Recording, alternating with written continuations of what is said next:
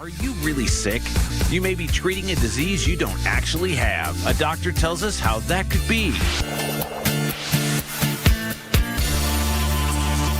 Now, if you were being treated for a condition like maybe a low thyroid, Dr. Stephen Wander says there's a 97% chance you're actually being treated for something you don't have. The doctor is here with me to kind of explain what that really means. Doctor, thank you so much for coming in. Thank you for having me. I know I kind of mentioned low thyroid is one of those possible conditions, and I know there's probably a lot of women that deal with that. Kind of explain how we're getting into this percentage with something like that. Well, I first got with thyroid due to my grandmother. I went out to lunch with my grandparents, and the first thing she did is she laid out 13 pills. And I was like, Bub, why all the pills? Oh. And she said, well, baby, the first one, that's for my thyroid, and the second one, that's for my sugar, and the third one, that's for my pressure, and the fourth one, that's for the side effects of number 1, and the fifth one's for side effects of number 2, and so on and so on. And she went down the line of having her thyroid removed and then basically dying a couple months later. And so women are suffering because levothyroxine and Synthroid is the #1 prescribed medication in America at 23 million a clip,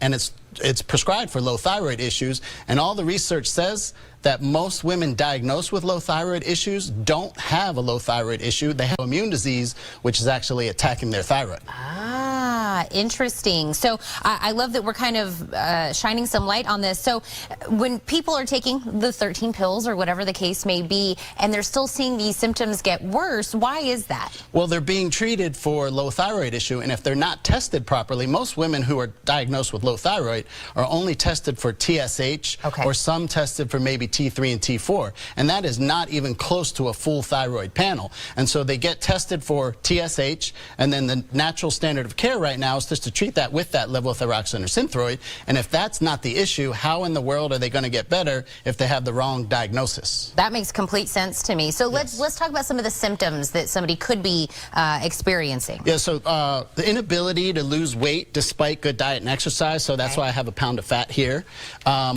When they brush their hair, they're losing their hair. Extreme fatigue all day long. They can't sleep, can't stay asleep, can't fall asleep, and even if they do get to sleep, when they wake up, they're still tired. That's called wired and tired. Brain fog is a huge one, so I have this boomerang. I have many patients who say they have so much brain fog that they download a software program called Boomerang, which allows them to write an email in the morning and then have it programmed to be sent out to their boss in the afternoon so the boss thinks they're working.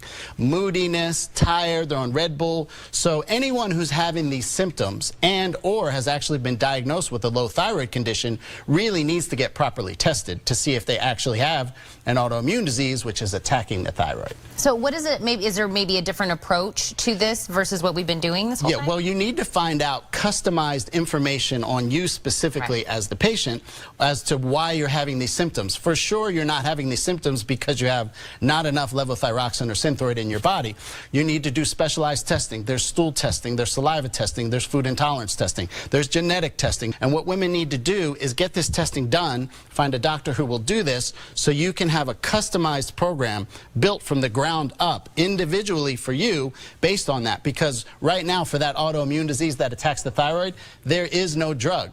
And so even patients who are actually diagnosed properly with this diagnosis, their treatment plan is levothyroxine or Synthroid.